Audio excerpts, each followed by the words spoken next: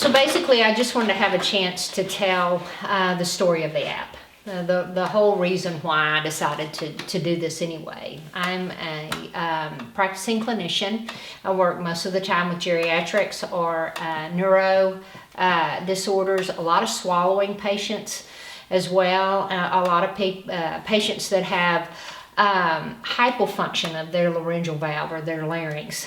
And so what that looks like a lot of times is swallowing problems, as well as decreased ability to vocalize and to speak loudly enough to be heard.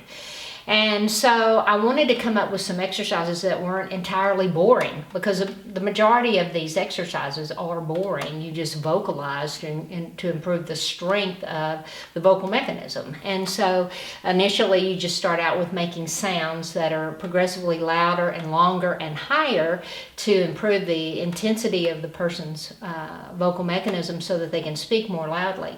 Well, it's also true with swallowing that it's the same muscle group for speaking as it is for swallowing. And so you can apply a lot of these same exercises to people who have laryngeal hypofunction as a result, resulting in a swallow dysfunction.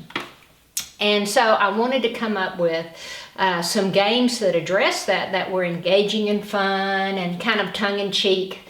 And so I started thinking about that, and I love the whole Renaissance kind of flavor of the games that are popular right now. So I decided, well, we could do that. We could do that for adults as well. And Helga, which is one of the games, was initially inspired by Wagner's the Ring Cycle, where Brunhilde is in one part of the opera and she's going, whoa!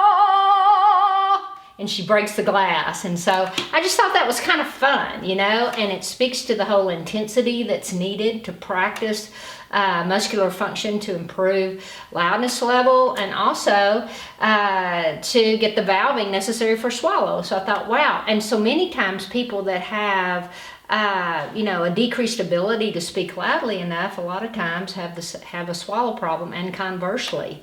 And so it's a really good exercise, and we see that a lot in our literature as well.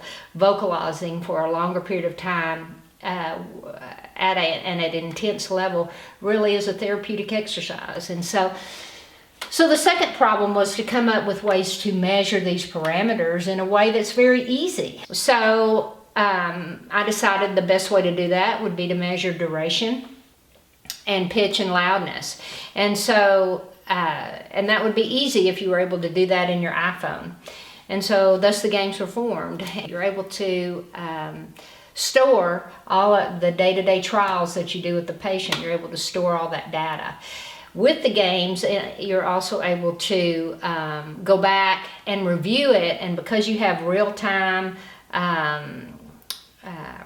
measures and document and graphing of the pitch and the loudness, you're able to better shape the sound and explain to the patient what they're doing.